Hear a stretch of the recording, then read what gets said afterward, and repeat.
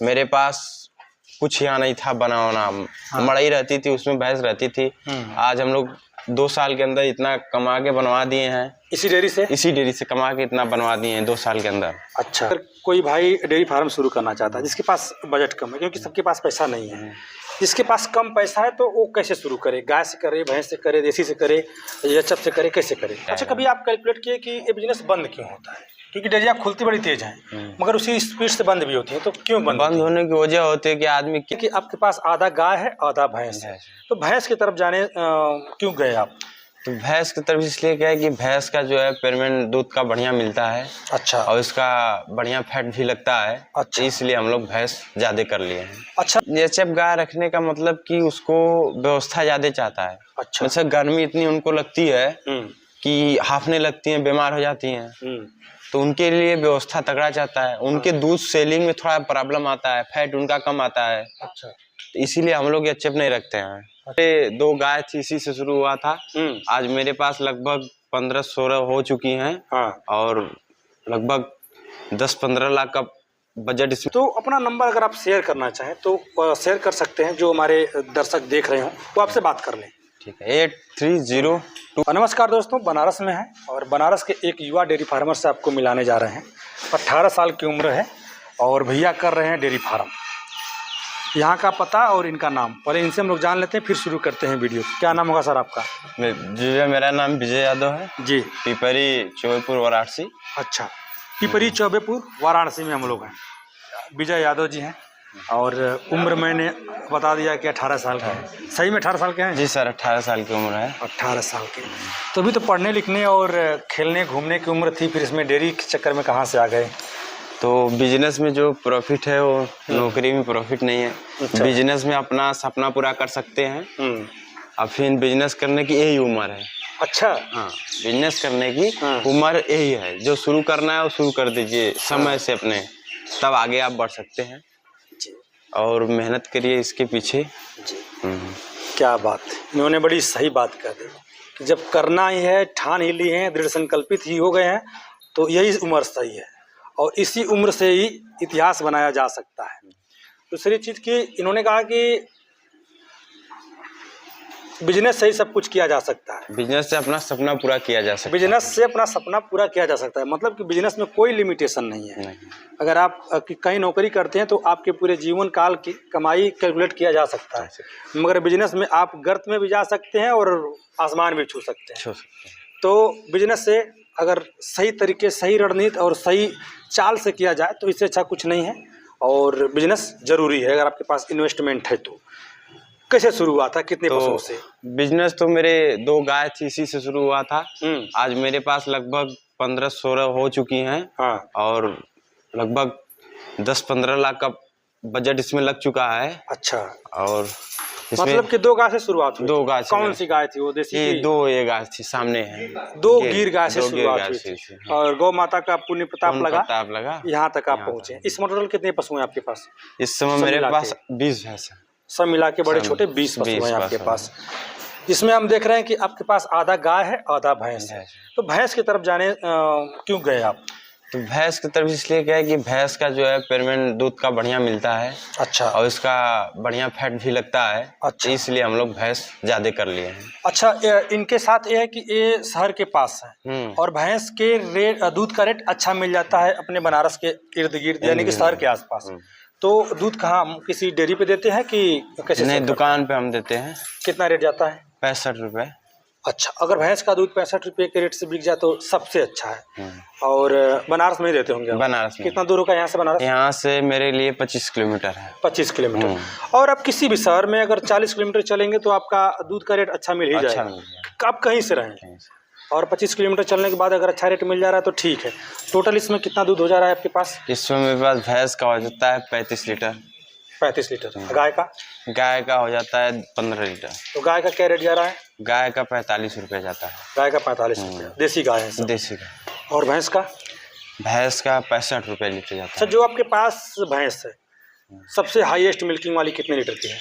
मेरे यहाँ सबसे हाईएस्ट लीटर 21 लीटर दो भैंस दूध देती है। आप जो 21 लीटर। क्या बात। अगर 21 लीटर की अगर भैंस हमको खरीदना हो तो इस बनारस के क्षेत्र में तो कितने की पड़ जाएगी? लगभग 3-3.5 लाख का। 3-3.5 लाख का। अगर गाय लेना हो 21 लीटर की तो आपको लेना पड़ेगा लाख रुपए की, लगभग लाख रुपए की। अभी तक आप जितना आपका अनुभव रहा है क्या मतलब लगा है कि अगर कोई भाई डेयरी फार्म शुरू करना चाहता है जिसके पास बजट कम है, क्योंकि सबके पास पैसा नहीं है, जिसके पास कम पैसा है तो वो कैसे शुरू करे? गाय से करे, भैंस से करे, देसी से करे, एचएफ से करे, कैसे करे? गाय से करे और उसके पीछे मेहनत करे, आगे भी जा सकता है। बढ़िया से एकदम करेगा तो मन से। अच्छा। तो देसी गाय से कर ले? हाँ, कर ले देसी गाय से। और धंधा में समय देना पड़ता है। बिजनेस में आप जितना समय देंगे उतना आप बिजनेस से मजबूत होंगे। समय देना पड़ेगा। ये पार्ट टाइम वाला काम नहीं है। हाँ, नहीं, पार्ट टाइम काम है। अच्छा, जब आप डेयरी फार्म शुरू किए तो परिवार का कैसा सपोर्ट रहा? परिवार का भी बहुत बढ़िया सपोर्ट इसमें रहा। सब लोग मिलजुल के सपोर्ट किए। हाँ, और यहाँ तक अभी तक ला दिए हैं। मेरे पास कुछ यहाँ नहीं था बना होना। मड़ई रहती थी, उसमें भैंस रहती थी। आज हम लोग 2 साल के अंदर इतना कमा के बनवा दिए हैं। इसी डेयरी से कमा के इतना बनवा दिए हैं 2 साल के अंदर। अच्छा। 2 साल में तकरीबन कितना कमाए आप? 2 साल में करीबन हम लोग कमाए होंगे 8 लाख रुपए।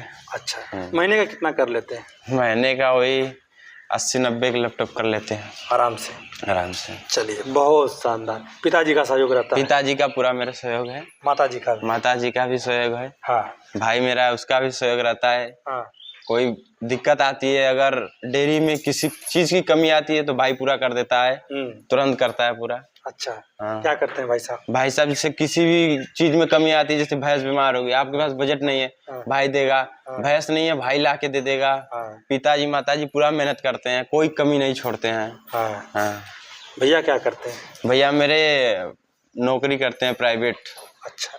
फाइनेंशियली सपोर्ट भैया करते हैं, पिताजी भी कर देते हैं। चलिए, फिर भी आप कमा भी रहे हैं।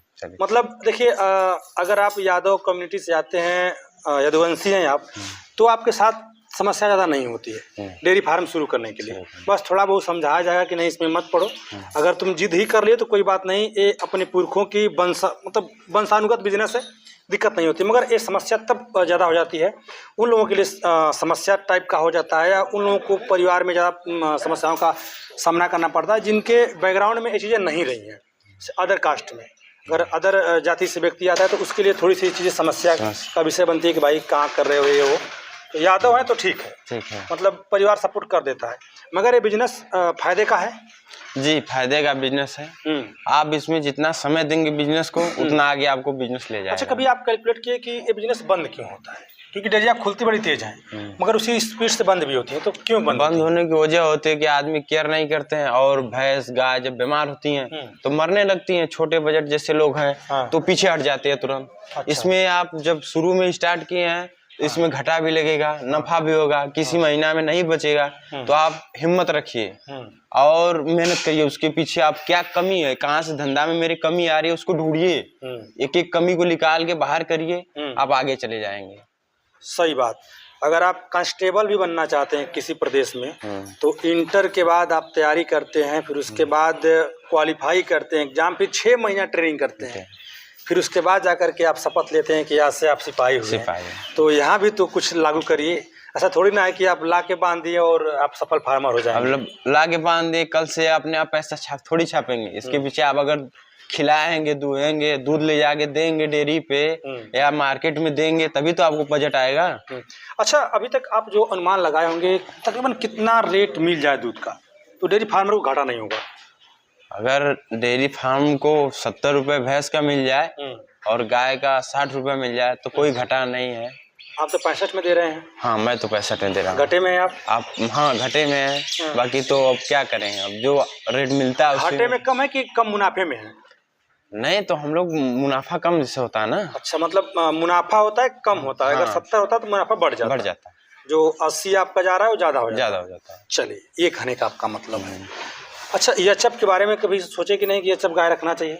एचएफ गाय रखने का मतलब कि उसको व्यवस्था ज़्यादा चाहता है। अच्छा। जैसे गर्मी इतनी उनको लगती है कि हाफने लगती हैं, बीमार हो जाती हैं, तो उनके लिए व्यवस्था तगड़ा चाहता है। उनके दूध सेलिंग में थोड़ा प्रॉब्लम आता है, फैट उनका कम आता है। अच्छा, तो इसीलिए हम लोग एचएफ नहीं रखते हैं। अच्छा, हाँ, हम लोग गिर गाय रखते हैं, जैसे गिर गाय का फैट बढ़िया आता है। आप जैसे भैंस का दूध बेच देते हैं 65, तो गिर गाय का भी 60 बेच सकते हैं। अच्छा, मोटा दूध होता है। मोटा दूध होता है। मगर कितने समय तक ये दूध देती हैं? लंबा टाइम तक दूध नहीं दे पाती हैं लोग? नहीं, लंबा टाइम तक नहीं देती हैं। हाँ। इनका समय वही लगभग 4 से 5 महीने रहता है। अगर एक बढ़िया गिर लेना हो जो 10 लीटर दूध दे तो करीबन कितने का मिल जाएगा? करीबन 10 लीटर दूध का आपको गिर लेना है तो 60-70 हज़ार रुपये लगाना पड़ेगा। 60-70 हज़ार। हाँ। अच्छा, आप के पास जो भैंस ड्राई पे हो जाती है, गाय पे ड्राई पे हो जाती है, तो उसको क्या करते हैं? सेल करते हैं या फिर खिलाते हैं रख करके? नहीं, खिलाते हैं बढ़िया से उसको।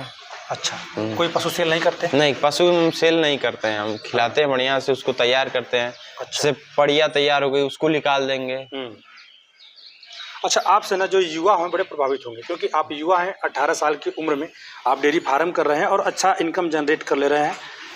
चलिए, एक बार अगर अपना नंबर आप शेयर करना चाहें, ताकि जो आपसे बात करना चाहे, समझना चाहे, डेयरी फार्म, जब आदमी डेयरी फार्म शुरू करने जाता है ना तो उसके पास तमाम प्रश्न होते हैं। कैसे करें, ना करें, क्या फ़ायदा है, नहीं, क्या परेशानियां हैं, कौन सी ब्रीड से करें, भैंस से करें, गाय से करें, देसी से करें, विदेशी से करें, चरनी कैसे बनवाएं, खड़ंजा क्या, मतलब तमाम प्रश्न होते हैं।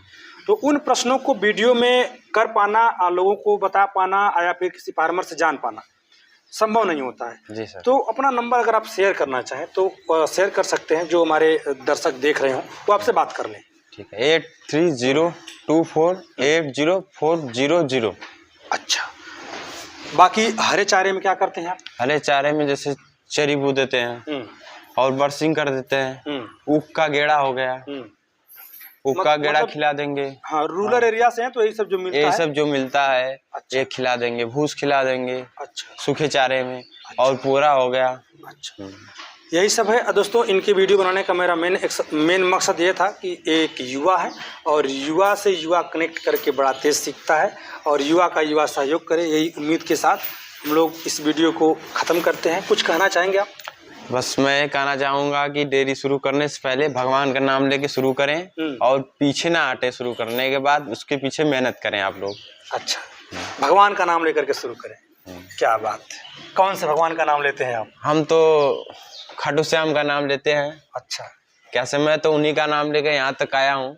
अभी भी मैं उन्हीं का पूजा करता हूँ। अच्छा, हाँ, ये श्याम के पुजारी हैं और हारे का सहारा, जिसका जो हार गया उसी के सहारे हैं वो। सारे हैं। तो चलिए दोस्तों, हम लोग वीडियो को हम समाप्त करते हैं, फिर मिलते हैं किसी और वीडियो में। अब तक का बन रहे हैं, इसके लिए बहुत बहुत धन्यवाद और हम लोगों के भी सहायक हों, तो धन्यवाद।